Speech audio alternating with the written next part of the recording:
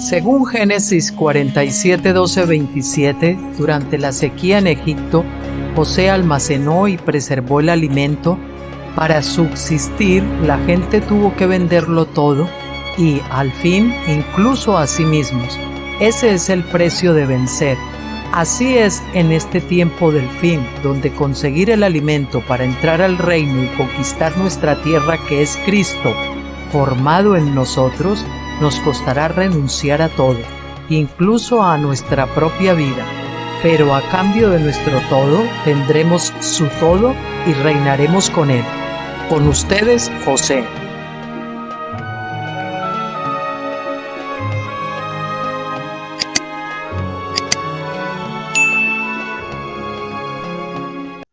Hola, muy buenas tardes a todos. ¿Cómo están? Un gusto, un placer estar de nuevo con todos ustedes.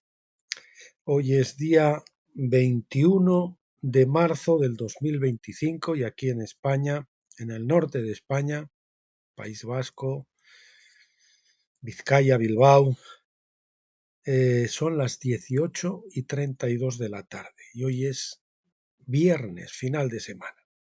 Bueno, como siempre, anunciar el vídeo que veremos el próximo lunes, Dios mediante, y que la verdad que me ha entusiasmado porque viene al pelo. Sobre todo hay una pareja por ahí que lo va a estar esperando, una pareja que están a punto de tener esta experiencia maravillosa de la rendición, de la muerte y la sepultura y la resurrección, de cruce del Jordán, que podíamos envolverlo todos esos ahí.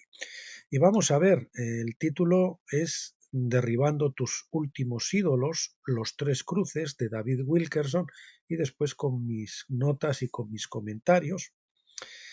David Wilkerson, pues yo creo que es apreciado por toda la iglesia.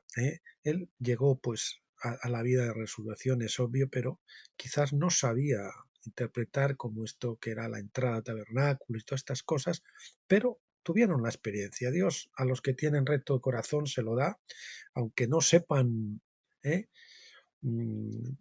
separarlo en fases y verlo así con toda esta claridad. Lo importante es que el Señor hace que se apropien de esa experiencia en su espíritu. Y se titula Los tres cruces, y derribando tus últimos ídolos. Y estos tres cruces no son las tres cruces, son tres cruces de aguas. Vamos a ver que se trata de cruzar las aguas del Mar Rojo, las aguas del arroyo de Jabot, Peniel si quieren, y también las aguas por último del Jordán, ¿no?, que nos van a dar a esa experiencia de partición del alma y el espíritu, de entrada a la vida victoriosa. Ya ven, aquí en el mapa tienen aquí el río Jabot, y después, pues habría después del Jabot que se cruzó, luego hay que enfrentar el Jordán, que es el último paso. Esta, de verdad, este que fue creo que un devocional de David Wilkerson, me abrió los ojos a ese tercer cruce de aguas, pues que yo simplemente lo identificaba como Peniel, que donde en realidad es la rendición, que es diferente de la muerte. Un poquito, solo un poquito, porque ya ven que la distancia que puede estar aquí física o geográfica es muy pequeña, pues de ese intervalo que puede haber entre la rendición y la muerte, en la rendición, que ya podría ser la muerte, y la sepultura en las aguas del Jordán, ¿verdad? Entonces no se lo pierdan por nada, porque les va a dar una clarividencia de todo esto y del cruce del Jordán, sobre todo aquellos que están esperando esa experiencia o que el Señor les está llevando a esta experiencia en este tiempo. Si usted ha sido llevado por el Señor a nuestro canal, a nuestros blogs, pues seguramente que usted está muy próximo a tenerla. Así que ánimo, porque son experiencias que están muy marcadas en las Escrituras, por toda la Escritura, tanto en el Antiguo como en el Nuevo Testamento. Y que pocos solamente los que se atreven a cruzar y a enfrentarse luego a los gigantes y todo eso. Bien, eso es lo que veremos entonces, Dios mediante, para el próximo lunes. No se lo pierdan por nada. Y ahora pues vamos a tener la parte del libro Términos básicos de la escritura del doctor Stephen Jones. Vamos a ver qué es la justicia parte 1 y parte 2, que son los capítulos 21 y 22. Es así. Bien. ¿Qué es la justicia parte 1? La justicia se define por la ley de Dios, que a su vez es una expresión de su naturaleza. La justicia no es distinta de la gracia y la misericordia, porque estas características también son parte de la naturaleza de Dios. Justicia, gracia y misericordia. Por lo general estamos acostumbrados a pensar que la justicia y el juicio son sinónimos de condenación, pero el hecho es que el juicio divino es más amplio que eso, porque incluye todas las decisiones y veredictos de la corte divina, las sentencias o juicios, ¿no?, de la corte divina. Esto incluye veredictos que declaran la inocencia de uno, así como los veredictos de culpabilidad. Ahí tenemos la jurisprudencia divina, ¿verdad? La palabra hebrea para justicia es mishpat, se escribe M y latina S H P A T. Mishpat, que la concordancia de Strong define como un veredicto favorable o desfavorable pronunciado judicialmente, especialmente una sentencia o decreto formal. El juez juzga y luego decreta, emite una sentencia, un juicio, que se puede decir también, o un decreto. Así que la palabra generalmente se traduce como juicio, que cuando se aplica correctamente, es decir, según la mente de Cristo, se basa en la justicia, porque puede haber sentencias dictadas por jueces que no estén basados en la justicia, sino que sean prevaricadoras, ¿verdad? Juicio justo. Vamos a ver lo que es un juicio justo. Juzgad, nos dice en Juan, el Evangelio de Juan, juzgad con justo juicio. Muchos dicen que no hay que juzgar, no juzgáis para que no seáis juzgados, pero hay veces que somos llamados a juzgar. De hecho, vamos a juzgar al mundo, ¿verdad? Junto con los apóstoles y con el Señor. Los santos, ¿verdad? Van a juzgar al mundo. Y como dice Pablo también, no sois capaces de juzgar entre vosotros, que tenéis que ir a los tribunales terrenales. Pues en Juan también se dice, no juzguéis para que no seáis juzgados, pero más adelante dice, juzgad con justo juicio. ¿Y cómo se juzga con justo juicio? Pues en Juan dice, un poquito más adelante, que uno tiene que conocer los hechos y conocerlo bien. Tiene que conocer los hechos para poder juzgar con justo juicio, y estamos llamados a juzgar sobre todo en la iglesia, ¿verdad? La ley de Dios nos instruye en los caminos del juicio justo. Por ejemplo, Levítico 19:15 dice, no harás injusticia en el juicio, no serás parcial con los pobres, ni tendrás respeto por los grandes, sino que juzgarás a tu prójimo con justicia, es decir, sin hacer acepción de personas, ¿verdad? La justicia es la palabra sedek, que quiere decir justamente, de ahí viene Melquisedec, ¿eh? Sacerdote de justicia, ¿no? Debemos, de nuevo leemos en Éxodo 23 del 6 al 8, no pervertirás la justicia debida a tu hermano necesitado en su pleito, y aléjate de la acusación falsa, y no mates al inocente ni al justo, porque yo no absolveré al culpable.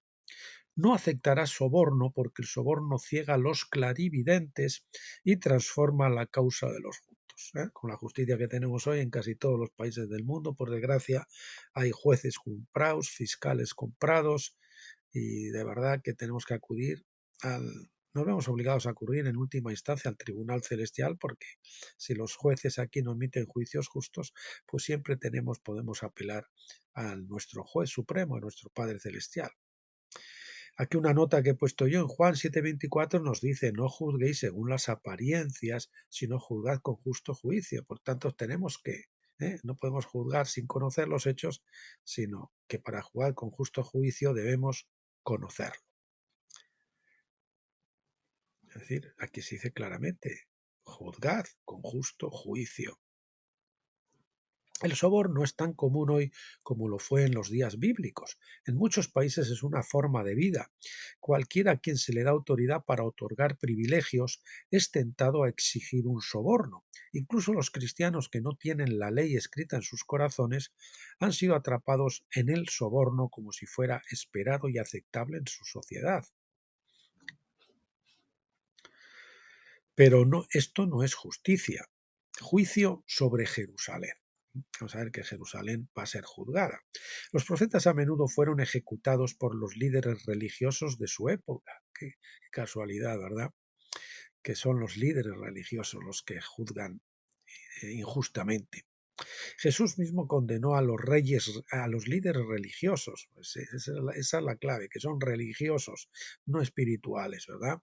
De Jerusalén o espirituales, porque ya están en Pentecostés o en Pascua, pero no han experimentado el bautismo de fuego y por lo tanto es una mezcla de religión y espiritualidad o de alma y espíritu. Diciendo en Mateo 23, 29 al 33, «Ay de vosotros, escribas y fariseos hipócritas, porque edificáis los sepulcros de los profetas y adornáis los monumentos de los justos, y decís, si hubiéramos vivido en los días de nuestros padres, no hubiéramos sido cómplices en el derramamiento de la sangre de los profetas». Tremendo, ¿verdad? Así que testificáis contra vosotros mismos que sois hijos de aquellos que mataron a los profetas. Colmad pues la medida de culpa de vuestros padres. Serpientes, generación de víboras o raza de víboras, ¿cómo escaparéis de la sentencia del infierno? En este caso es la Gehenna, ¿verdad? La palabra Gehenna era el valle de Ben Hinnom donde se quemaban las basuras, ¿verdad? ¿Eh? Y también donde se hicieron y se practicaron sacrificios humanos y demás. En otras palabras, habían matado a los inocentes y a los justos en violación de la ley de Éxodo 23:7. Dios dice de esto, no absolveré al culpable. El justo juicio de Cristo está registrado en Mateo 23:34 al 35. Por tanto, he aquí os envío profetas, sabios y escribas. A algunos de ellos mataréis y crucificaréis, y a otros azotaréis en vuestras sinagogas y perseguiréis de ciudad en ciudad, como hizo Pablo, ¿verdad? Para que caiga sobre vosotros, es decir, sobre Jerusalén, la culpa de toda la sangre justa derramada sobre la tierra, desde la sangre del justo Abel a la sangre de Zacarías, hijo de Berequías, a quien matasteis entre el templo y el altar. El asesinato de Zacarías está registrado en segundo de Crónicas 24 del 20 al 22. La apostasía de Jerusalén trajo la condenación en Jeremías 19, versículo 2 y versículos 10 y 11, en el valle de Ben Hinnom, es decir, la Gehenna. Al final Jerusalén llegó a ser comparable a Sodoma por su inmoralidad y a Egipto por su opresión. Apocalipsis 11:8. También se dice de misterio Babilonia en Apocalipsis 18:24. En ella se halló la sangre de todos los profetas y de los santos y de todos los que han sido muertos en la tierra. Así tanto Babilonia como Asiria, como Jerusalén, como la misterio Babilonia en la actualidad, pues se puede decir que es la misma cosa. La ramera, la gran ramera. Dice Apocalipsis 18:24, y en ella, repetimos, se halló la sangre de los profetas y de los santos y de todos los que han sido muertos en la tierra. David, incluso, no ya incrédulos, que podían haber sido incrédulos, pero algunos podían ser incluso creyentes, pero siendo creyentes, digamos, decían, eran Saúl persiguiendo a David, ¿verdad? La iglesia persiguiendo a los vencedores. Aquí Juan confirmó la condenación de Jerusalén por Jesús en Mateo 23:35. Sin duda esto se cumplirá cuando lo haga Jeremías 19 del 10 al 11, que es la destrucción de Jerusalén. Jerusalén es la gran ramera de Babilonia, que pretende ser la novia del Mesías. De hecho, es el lugar donde los profetas fueron asesinados y es la ciudad de la que es la ciudad a la que se le hace responsable por todo este derramamiento de sangre que se remonta hasta Abel. Siguiente epígrafe. Justicia para los extranjeros. Éxodo 23:9 dice: No oprimiréis al extraño. El extraño aquí es la palabra gar, G-A-R, que quiere decir huésped, por implicación un extranjero, ya que vosotros mismos conocéis los sentimientos de un extranjero. Gar, la palabra gar otra vez, porque también vosotros fuisteis extranjeros, gar, en la tierra de Egipto. Era común oprimir a los extranjeros y luego negarles la justicia. Los israelitas experimentaron esto durante su estancia en Egipto. Dios recuerda a los israelitas su propia amarga experiencia en Egipto y les advierte que no repitan el pecado de los egipcios. La ley del reino de Dios dice en Números 15, del 15 al 16. En cuanto a la asamblea, tendréis un mismo estatuto para vosotros y para el extranjero que mora con vosotros. Fíjense que se lo digan esto a los judíos, ¿verdad? A los sionistas. El mismo estatuto para vosotros y para el extranjero que mora con vosotros. Estatuto perpetuo por vuestras generaciones. Como tú eres, así será el extranjero, palabra gar, delante del Señor. Una misma ley y un mismo ordenamiento tendréis vosotros y el extranjero gar que mora con vosotros.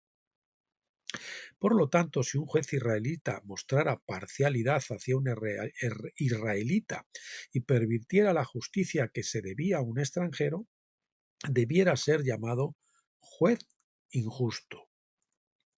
Siguiente epígrafe: justicia del Nuevo Testamento. Bien.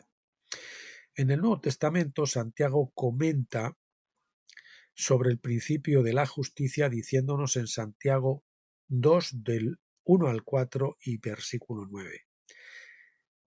Hermanos míos, no mantengáis vuestra fe en vuestro glorioso Señor Jesucristo con una actitud de favoritismo personal, afección de personas o favoritismo. Porque si entra en vuestra asamblea un hombre con un anillo de oro y vestido con ropa lujosa, y también entra un pobre con ropa sucia, y vosotros prestáis especial atención al que lleva la ropa lujosa y decís: siéntese aquí en un buen lugar, y le decís al pobre: párate, siéntate, vamos a ver, vamos a ponerlo lo mismo, siéntate aquí en un buen lugar, y decís al pobre: párate allí o siéntate junto a mi estrado. ¿No habéis hecho distinción entre vosotros y os hacéis jueces con malas intenciones? Punto suspensivo, vamos al versículo 9. Pero si hacéis acepción de personas, estáis cometiendo pecado y sois condenados por la ley como transgresores. Eso es parcialidad, hacer acepción de personas, favorecer a los amiguetes o a los que nos sobornan. Santiago se enfoca en la justicia entre ricos y pobres, o a favor a los que dan buenos diezmos, ¿verdad? Eso les damos un lugar prominente. ¿Quiénes deben ser tratados con imparcialidad? Santiago se enfoca en la justicia entre ricos y pobres, quienes deben ser tratados con imparcialidad. En nuestro tiempo he visto, dice el doctor Jones, casos en los que se instruye a los sugieres a sentar a las personas mal vestidas en los balcones superiores, donde quedan ocultas de las transmisiones de vídeo. Esto se hace para proyectar una imagen de prosperidad y éxito, pero es una flagrante violación de la justicia bíblica. En tales casos, esos predicadores rechazan abiertamente incluso las palabras de Santiago y recibirán su recompensa en consecuencia. Yo, por ejemplo, en las películas cristianas, que lo son, entre comillas, podríamos decir también, ayer comentaba mismo con mi esposa que vimos una por la noche.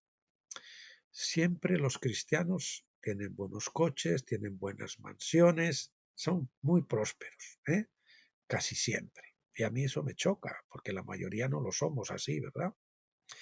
Bien. En tales casos, esos predicadores decimos, continuamos, esos predicadores rechazan abiertamente incluso las palabras de Santiago y recibirán su recompensa en consecuencia.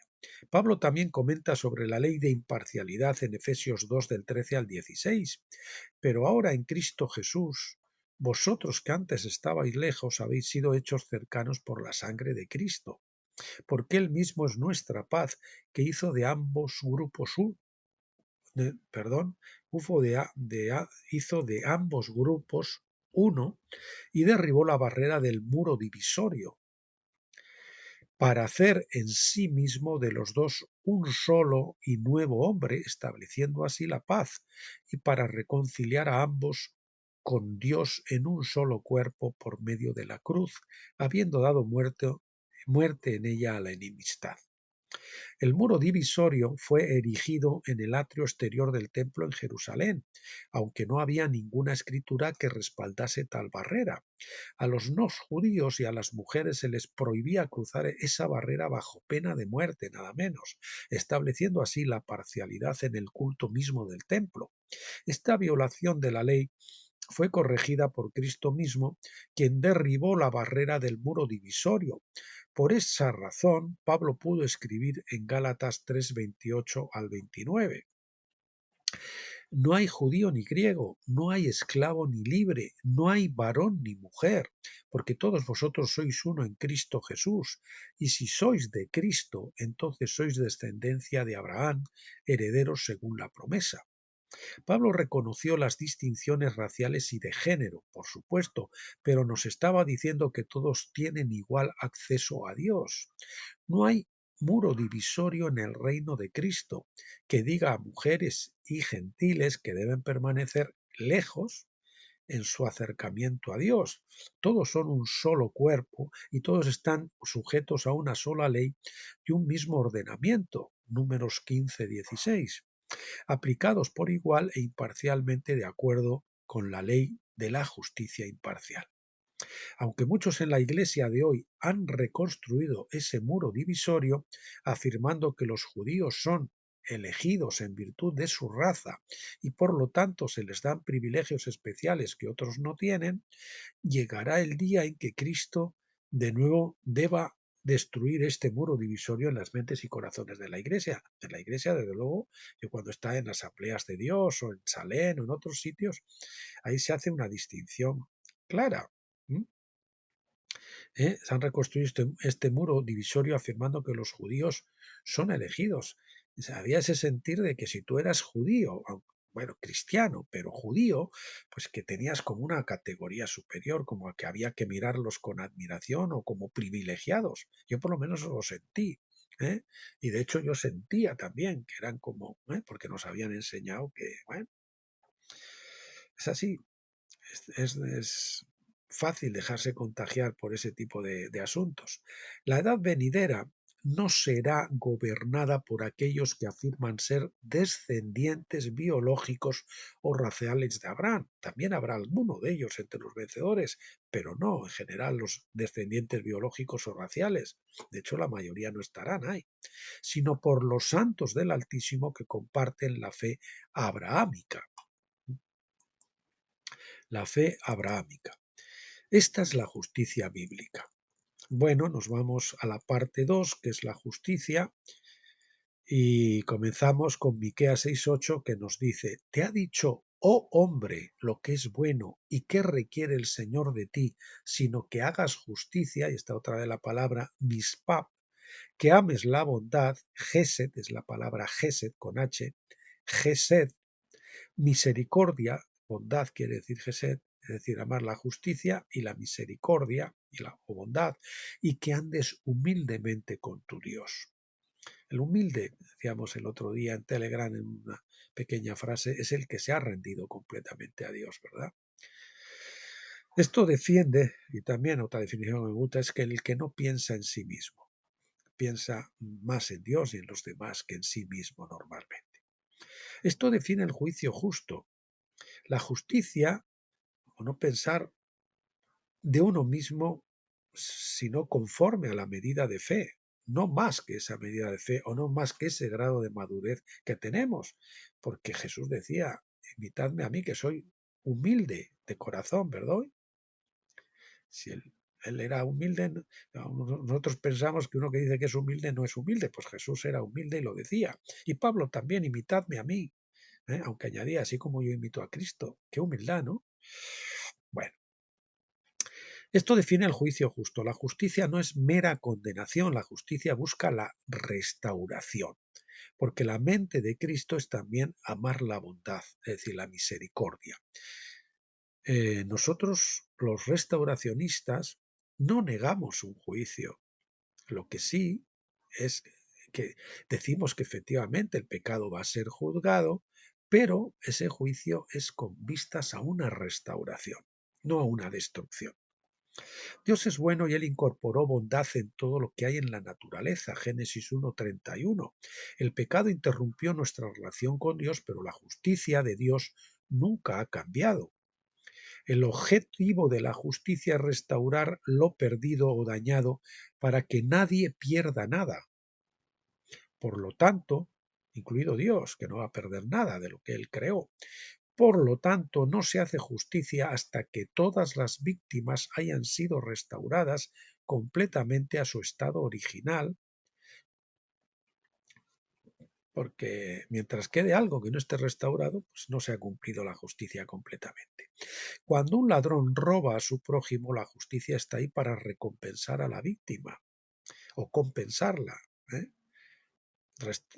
Mediante la restitución. Al mismo tiempo, la justicia está allí para restaurar al pecador, enseñándole la forma lícita de acumular riquezas a través de su trabajo. La justicia busca impartir la mente de Cristo al pecador. Siguiente epígrafe: jueces que sean proféticos. Dios estableció tribunales terrenales con este mismo propósito. Sin embargo, los jueces terrenales están limitados por la mente carnal, por lo que su capacidad para hacer justicia también está limitada.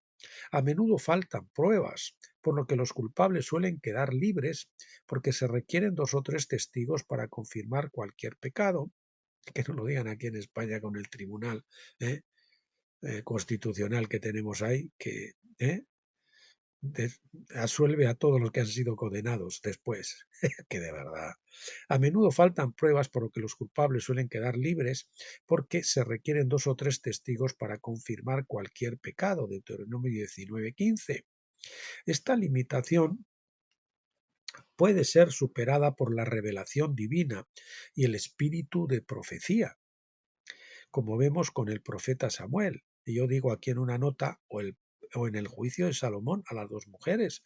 Ahí tenemos el don de discernimiento, el don de revelación, cómo él puso a prueba para que se manifestara quién era la verdadera madre, en su sabiduría Salomón, ¿verdad? Bien, como vemos en el profeta Samuel, ¿quién juzgó al pueblo? Primera es Samuel 7, del 15 al 17, dice: Samuel juzgó a Israel todos los días de su vida. Cada año hacía una gira por Betel, Gilgal y Mizpa, y juzgaba a Israel en todos estos lugares. Luego volvía a Ramá, que era donde él vivía, porque ahí estaba su casa, y allí juzgaba a Israel, y edificó allí un altar al Señor. No todos los profetas eran jueces como tales, pero ser juzgados por verdaderos profetas que entendían la ley de Dios y poseían la mente de Cristo era lo más cercano al ideal que una nación podía alcanzar en lo que respecta a la justicia. Tales jueces, empuñando la espada del Espíritu, podían discernir los pensamientos y las intenciones de los corazones, Hebreos 4:12, para lo cual tenemos que cruzar el Jordán. Yo le llamo a Hebreos 4:12 la espada del Jordán, que separa nuestra alma de nuestro espíritu, y entonces podemos saber lo que son presunciones carnales de nuestra alma o pensamientos del diablo, podemos discernir de los que vienen de Cristo. Es ahí cuando se separa la mente y el espíritu que están mezclados, ¿verdad? La carne y el espíritu que están mezclados, la vida almática y la espiritual, y se separan.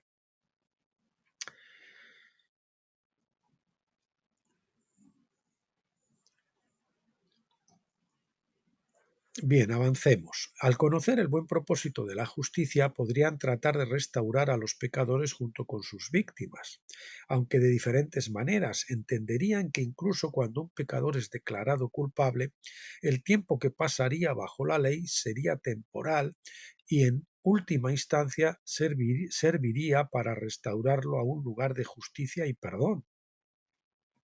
Oro por el día en que nuestros propios jueces terrenales sean instruidos en la ley de Dios y se sintonicen con la mente de Cristo para que puedan juzgar a la gente como profetas, que pueden discernir el corazón.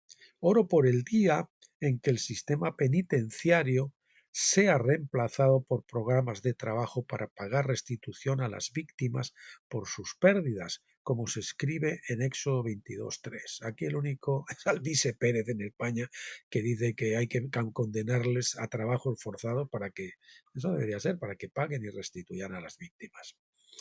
Todo creyente debe buscar, pero aquí no, es pobrecitos, ¿no? Debemos aprender de lo que está haciendo Nayib Bukele, allí en El Salvador, ¿verdad? Todo creyente, para que eso destroza, Señor, destroza los parámetros babilónicos de la nueva justicia, del buenismo. Todo creyente debe buscar establecer las leyes de Dios en lugar de las leyes o tradiciones del hombre. Desafortunadamente, a muchos se les ha enseñado pensar que la ley de Dios es despiadada y cruel, blasfemando así de la naturaleza misma de Dios. ¿Cómo pensarán de Cristo tales personas cuando creen que la ley obra en contra de la naturaleza de Dios? ¿No supondrán que la injusticia es piadosa? Por ello vemos que la mayoría de los cristianos apoyan el sistema penitenciario actual, que es claramente un sistema impío. Me viene a la cabeza una noticia de hace poquito, que yo compartí también en mi Telegram y en las otras redes, de una mujer, creo que era en Canarias, que como en España no se castiga la ocupación, uno tiene una vivienda, se le mete un inmigrante, uno ocupa, inmigrante o no inmigrante, y no hay forma de echarlo de allí. Y si lo consiguen, pues con un proceso de hasta 4 años. Y mientras tanto, uno no le puede cortar ni siquiera la luz, ni el agua, ni eso, tiene que seguir pagándolo. Y si se los corta y nos deja de pagar, lo amenazan por coacciones. Imagínese usted. España no solo no está cumpliendo la justicia y respetando la propiedad privada, se permite el robo descarado de una propiedad privada, y encima no solo de eso, sino que sino que se promocionan las leyes en España hoy, promocionan ese delito. Es tremendo. Eso es la justicia que tenemos aquí, señores. O que un viejo que se defiende contra alguien, un viejo de 80 años, como ha ocurrido, ¿eh? Que va a entrar a su casa con una motosierra, tratando de entrar a su casa, y él tiene una escopeta de caza y dispara para defenderse y mata a este delincuente, pues resulta que lo meten a la cárcel, encima lo juzgan y lo condenan a indemnizar al padre de la víctima. Se imagina. Esto es lo que tenemos en España y en Europa y en Estados Unidos no tanto, pero también. Ahora, la justicia es que los pecadores sean bendecidos, entre comillas, sean privilegiados, y las personas que hacen lo justo, pues lo contrario, porque es que estamos en los tiempos de que a lo bueno se le dice malo y a lo bueno bueno, que decía Isaías, ¿verdad? Bueno, todo creyente debe buscar establecer las leyes de Dios en lugar de las leyes o tradiciones del hombre. Desafortunadamente, a muchos se les ha enseñado a pensar que la ley de Dios es despiadada y cruel. ¿eh? Es que no, es muy justo, es muy duro castigar al ladrón, castigar al pecador, castigar al asesino y al violador. Eso, hombre, pobrecitos, ¿no? ¿Cómo nos va a castigar? Desafortunadamente a muchos se les ha enseñado a pensar que la ley de Dios es despiadada y cruel, blasfemando así de la naturaleza misma de Dios. ¿Cómo pensarán de Cristo tales personas cuando creen que la ley obra en contra de la naturaleza de Dios? ¿No supondrán que la injusticia es piadosa? Por eso vemos que la mayoría de los cristianos apoyan el sistema penitenciario actual, que es claramente un sistema impío. Bueno, eso ya lo habíamos leído, lo he repetido. Siguiente epígrafe, la pena de muerte. La ley de Dios prescribe la pena de muerte para los delitos en los que es imposible restaurar la justicia a las víctimas. Donde no es posible la restitución, el pecado, es decir, el crimen, está más allá del poder de los tribunales terrenales para hacer justicia. Más obviamente esto se ve en el caso de asesinato premeditado. Si el asesino no puede devolver la vida a los muertos, entonces está en peligro de perder su propia vida. Números 35-30. A algunos les parece que la ley de Estalión es injusta, pero es Esa es la pura justicia. El secuestro es otro pecado digno de la pena de muerte, porque nadie puede pagar una restitución doble, es decir, darle dos vidas, como marca la ley, al secuestrado, sin agravar el pecado, ¿verdad? Entonces, Éxodo 21:16 dice: el que raptare a un hombre, ya sea que lo venda o sea hallado en su posesión, indefectiblemente se le dará muerte. Es importante señalar que quien ha sido declarado culpable y condenado a muerte en un tribunal de justicia está entonces a merced de la víctima, ese debería ser, representada por el tutor o el pariente redentor, que tiene el poder del perdón y de la misericordia. Aún así, puede existir la pena de muerte, pero todavía la víctima tiene el poder en su mano de perdonar, de ser misericordioso. Si el culpable está verdaderamente arrepentido, la víctima o en su caso el pariente redentor tiene el poder de perdonar al pecador, así como José perdonó a sus hermanos por haberlo secuestrado, Génesis 50 del 17 al 21. O Jesús en la cruz, perdónalos porque no saben lo que hacen. O Esteban cuando lo liquidaban, Señor, perdónalos, porque no saben lo que hacen. Sin embargo, la pena de muerte se ejecuta realmente perdón. Sin embargo, si la pena de muerte se ejecuta realmente, incluso entonces no es el final del asunto. Ahí no acaba la cosa. Ejecutar a un criminal carece del poder de restaurar a la víctima a un lugar de integridad. La pena de muerte es en realidad una forma de apelar a la corte divina en el gran trono blanco para que el Señor decida ahí qué va a hacer con ese tipo, con esa tipa, para permitir que la corte divina tome el caso. Es transferir o trasladar ese caso vía la muerte al tribunal celestial. Este principio de un tribunal superior se estableció en Deuteronomio 1:17, donde Moisés les dijo a los jueces: no harás parcialidad en el juicio, oirás tanto a los pequeños como a los grandes, no temerás a hombre, porque el juicio es de Dios. El caso que sea demasiado difícil para ti me lo traerás y yo lo escucharé. Esto se afirma en Deuteronomio 17:8. Si algún caso te es demasiado difícil de decidir, entonces te levantarás y subirás al lugar que el Señor tu Dios escoja. Llegarás pues al sacerdote, levita o al juez que esté en funciones en aquellos días. Moisés era un tipo de Cristo. Moisés era el juez de la Corte Suprema bajo el antiguo pacto. Jesucristo es el juez de la Corte Suprema bajo el nuevo pacto. Juan 5:22, en última instancia, perdón, déjenme leer que lo he leído mal, no tenía en cuenta la puntuación. Moisés era un tipo de Cristo. Moisés era el juez de la Corte Suprema bajo el antiguo pacto. Jesucristo es el juez de la Corte Suprema bajo el nuevo pacto, como dice Juan 5:22. En última instancia, todos los casos de pena de muerte son demasiado difíciles de decidir para los jueces terrenales, porque restaurar a las pérdidas, porque restaurar las pérdidas a las víctimas está más allá de su poder, no pueden devolver la vida, ¿verdad? Lo mejor que pueden hacer es apelar al gran juez de toda la tierra, el único capaz de administrar verdadera justicia. Cristo entonces juzgará todos los casos ante el gran trono blanco, Daniel 7 del 9 al 10, Apocalipsis 20 del 11 al 12. Por el poder de la espada del Espíritu, dice, no hay cosa creada oculta a su vista, sino que todas las cosas están desnudas y abiertas a los ojos de aquel con quien tenemos que dar cuenta. Esto es Hebreos 4:13, que viene después de Hebreos 4:12, de la espada del Espíritu, que es cuando nosotros realmente, por la espada, por el cuchillo del sumo sacerdote Jesucristo, han sido expuestos delante de Dios todo nuestro interior completamente, para que sea juzgado por la luz. Ese es el tema. Teniendo el poder de la vida y la muerte, Él tiene la capacidad de restaurar todas las cosas y llevar justicia donde quiera que la justicia terrenal haya fallado. Él sí puede establecer plena justicia en los casos difíciles, ¿verdad? Siguiente epígrafe: restauración a través de la justicia. Donde fallan los tribunales terrenales, el tribunal o corte celestial logra llevar la verdadera justicia a todas las víctimas de la injusticia. Tenemos fe en que la corte celestial tiene el poder de cumplir el propósito de la justicia y de hecho lo hará. Esa corte no solo traerá justicia a las víctimas, sino que también hará que toda rodilla se doble y confiese o profese que Jesucristo es el Señor. Filipenses 2 del 10 al 11.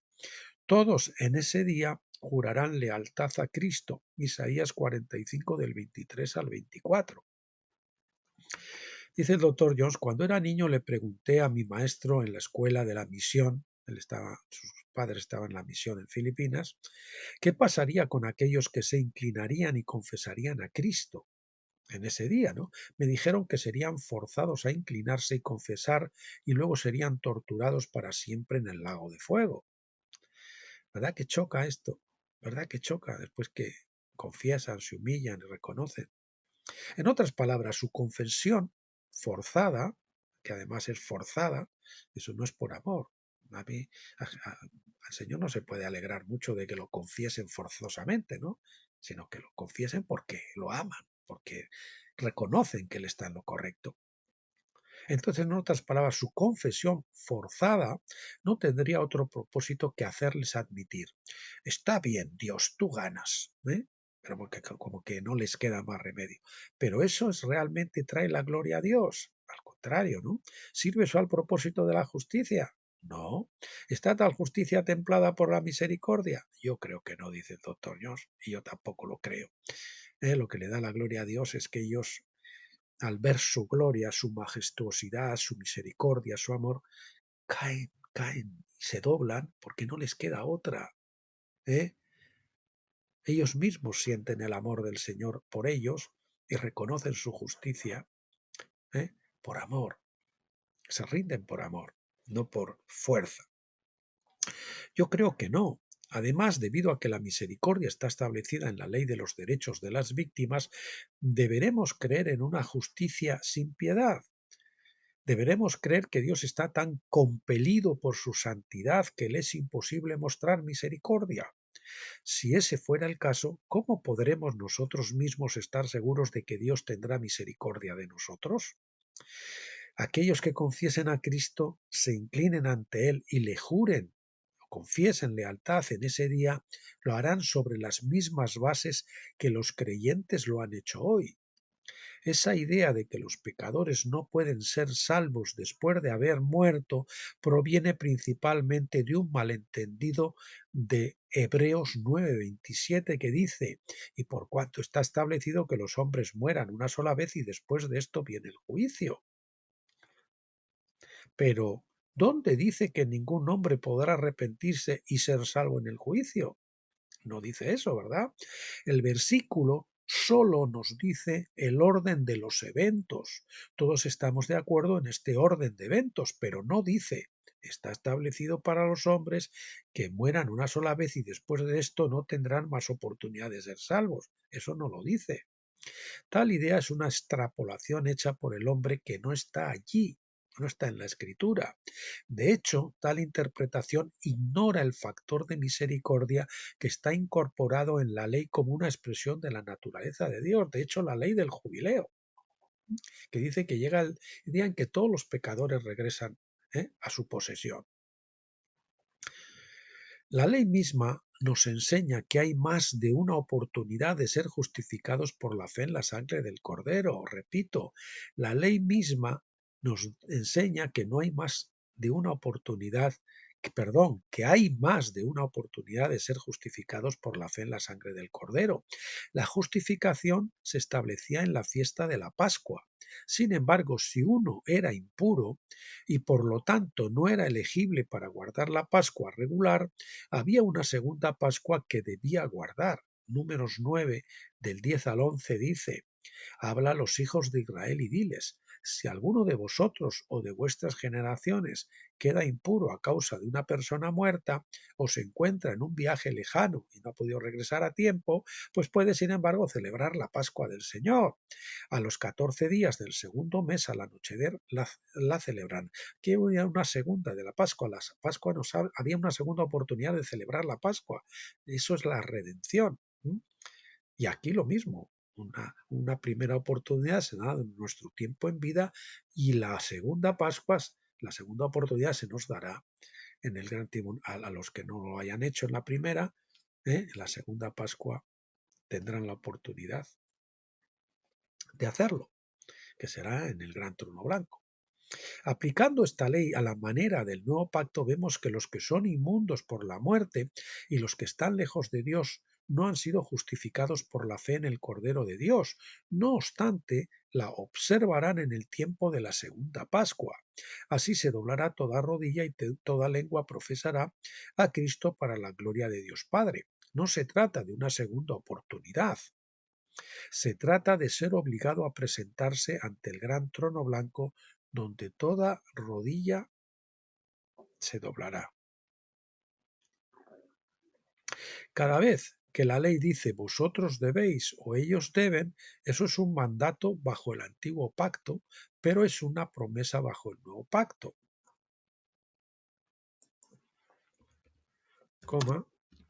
Pero es una promesa bajo el nuevo pacto. Como creyentes en Cristo, quien es el mediador del nuevo pacto, somos los hijos de la promesa, Gálatas 4:28. Nuestra fe está en las promesas de Dios, no en las promesas de los hombres. Entonces, cuando Dios dice en Números 9:11, la celebrarán, vemos esto como una promesa que se hará realidad, por lo tanto es una profecía. Toda ley es profética, lo que profetiza se cumplirá con seguridad. Perdón.